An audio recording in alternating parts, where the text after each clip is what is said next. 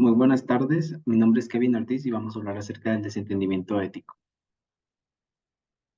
Primero, la justificación moral es un método de desvinculación en atribuir a un propósito moral o a un comportamiento humano para hacerlo socialmente aceptable.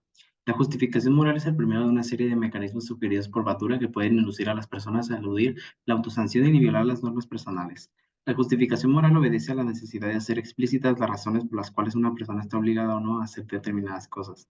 Asimismo, los mecanismos de justificación moral no deberían entenderse como excusas o autos de mala fe de aquel al que se lo interroga por su falta de agencia moral ante un hecho de daño, sino como razones sinceras que nos hablan de un fenómeno moral que va desde el empobrecimiento de la capacidad de juicio y la autocrítica, hasta el caso extremo del autoengaño.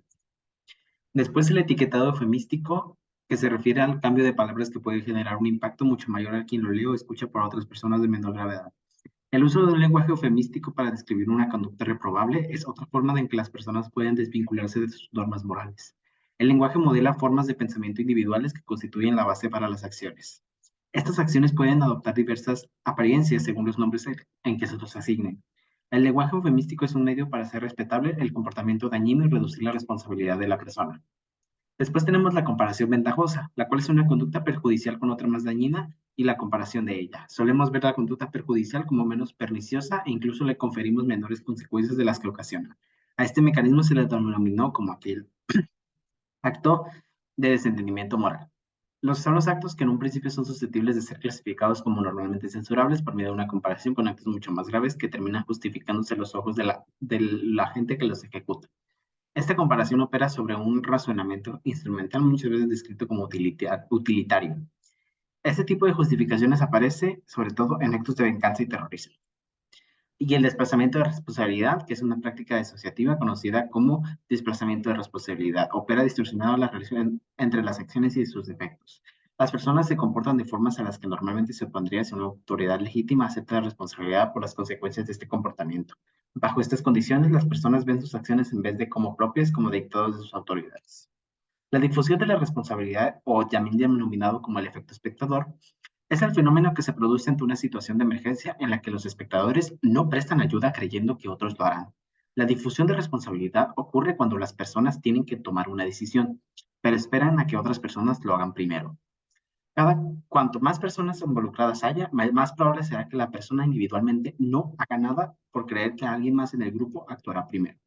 Los efectos de la difusión de la responsabilidad en la tendencia a la escalada muestran que, en las etapas iniciales de los proyectos grupales, son más reducir los efectos de la escalada en aquellos individuos que dan los pasos iniciales en un proyecto fallido que en los individuos personalmente responsables de esas indecisiones iniciales. Desatender o tergiversar las consecuencias perjudiciales.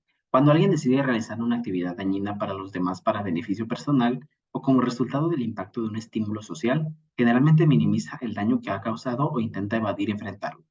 Las personas comienzan voluntariamente a recordar información sobre los beneficios potenciales del comportamiento, pero es menos probable que recuerden los efectos dañinos que causaría a otros. Finalmente, la deshumanización es un proceso por el cual el ser humano pierde parte o todas las características que le definen como tal. Puede ser forzado a ello o que lo experimente sin ser plenamente consciente de ello. La víctima ya no es vista como una persona con sentimientos, esperanzas y preocupaciones, sino olvidada como un subhumano menor. Hay dos aspectos de la deshumanización: la negación de los atributos exclusivamente humanos y la negación de los atributos de la naturaleza humana. Los atributos exclusivamente humanos primeramente se refieren a aquellas características que distinguen a un ser humano de otras especies animales, como el ser capaz de razonar moralmente, la racionalidad, el civismo y el refinamiento. Los atributos de la naturaleza humana involucran características como la calidez, la emotividad y la apertura cognitiva, que diferencian a un ser humano de un objeto inanimado. Muchas gracias por su atención y finalmente estas son las referencias.